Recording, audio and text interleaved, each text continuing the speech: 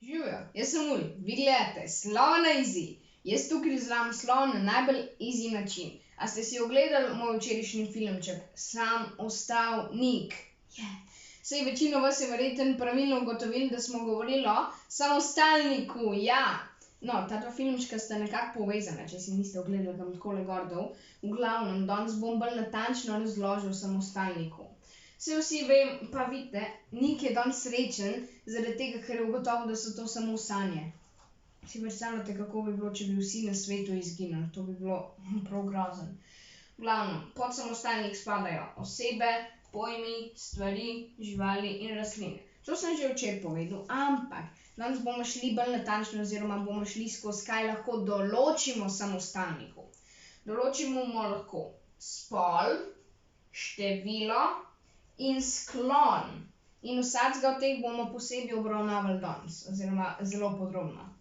Pod spol spada torej ženski spol, moški spol in srednji spol, a ne? To je vsem jasno. Ampak ženski spol, če lahko rečemo, ne vem, tista roža, tista miza, a ne, je to pol ženski spol.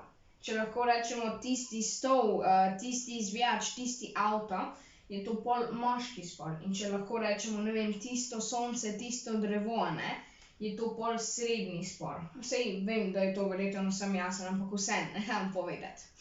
Potem poznamo oziroma določimo mu lahko tudi število. Pod števila spadajo ednina, dvojina in množina. Ednina je torej čisto simpel, ena miza. Dvojina sta tudi precej simpel, dve mizi, ampak pri dvojini je malo posebno. Imam tukajle filmček, ki govori o dvojini in množini, a ne, takole si ga poglejte. V glavnem, ja, če vas zanima bolj natančno. In če množina, so pa 3 ali več mize. Najmanj 3, lahko jih je pa neskončno mize, a ne. Tukajle imam pa nešt. Kaj to pomeni? To je v bistvu kratica za neštevni samostalnik. Neštevni samostalniki so na primer sol, sladkor, promet. Jih ne moramo dati v edino, dvojino ali množino, a ne. Si predstavljate, da, ne vem, mama peče pecivo, pa da vam reče, da ji prinesete, ne vem, en sladkor. To ne gre, to bi rabili prav eno pikico sladkorja prinesti, a ne. In še samostalniku lahko določamo sklon. Če vas zanimajo skloni ful podrobno, jih bom takole gor dal, a ne, samo bom pa zdajle tudi vse na hitrico. Torej sklonov poznamo šest, a ne, poznamo pa imenovalnik, rodilnik, dejalnik, tožilnik, mestnik in rodnik.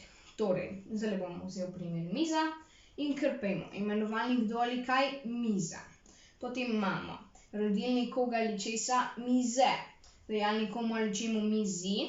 Potem imamo še tožilnik, ki si lahko pomagate s čim. Koga ali kaj smo videli, mizo, a ne. Pol imamo mestnik pri kom ali pri čem, pri mizi, in rodnik s kom ali s čim, z mizo. Easy, a ne?